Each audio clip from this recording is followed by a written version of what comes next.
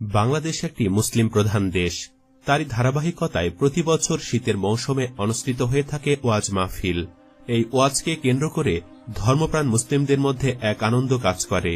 আলেমদের আলোচনা শুনে নিজেদের পরিবর্তন করার পণ নেয় অনেকেই। ইসলামের বিভিন্ন বিষয় সাধারণ মানুষের নিকট তুলে ধরেন আলেম ওলামাগণ। ইসলামের বাণী প্রচার করাতে আর অন্য পেশায় জড়ানোর আর সুযোগ থাকে না, তাই মাহফিল থেকে প্রাপ্ত হাদিয়া দিয়ে তারা জীবন পরিচালনা করে। আজকের ভিডিওতে জানিয়ে দিব দেশের বিখ্যাত 10 জন আলেম প্রতি ওয়াজ মাহফিল করে কে কত টাকা হাদিয়া নিয়ে থাকে। তা জানতে ভিডিওটির পুরোটা সময় আমাদের সাথেই থাকুন। নাম্বার 10, আব্দুল্লাহ আল আমিন। ওয়াজের ময়দানে তিনিও ব্যাপক পরিচিত একজন হুজুর। কণ্ঠের সুরের সাথে আলোচনাটাও করেন দারুণ। তার কণ্ঠটা হুবহু আল্লামা দেলোয়ার হোসেন সাইদী সাহেবের মতো। অনেকে তাকে দ্বিতীয় সাইদী হিসাবেও ডেকে থাকেন। তবে যতটুকু জানা যায়, মাহফিল করার জন্য উনি চুক্তি করেন না।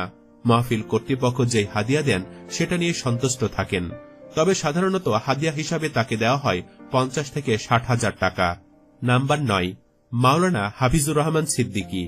বাংলাদেশে আরও এক পরিচিত মুখ হাফিজুর রহমান সিদ্দিকী সাহেব।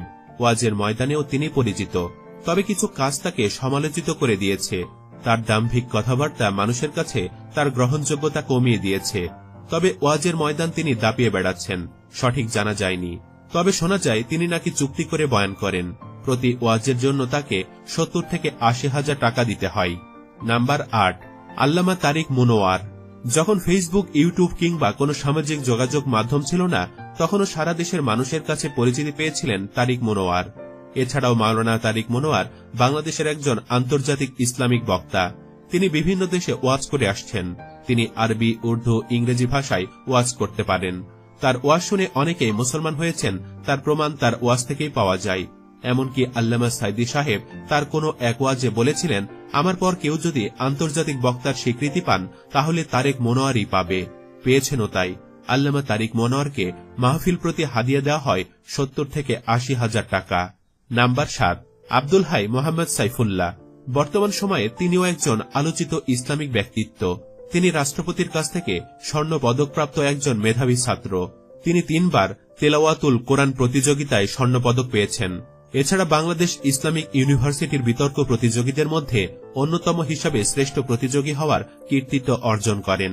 মেধাবী এই ইসলামিক আলোচক বাংলাদেশের সকল স্তরের মানুষের হৃদয়ে স্থান করে নিয়েছেন।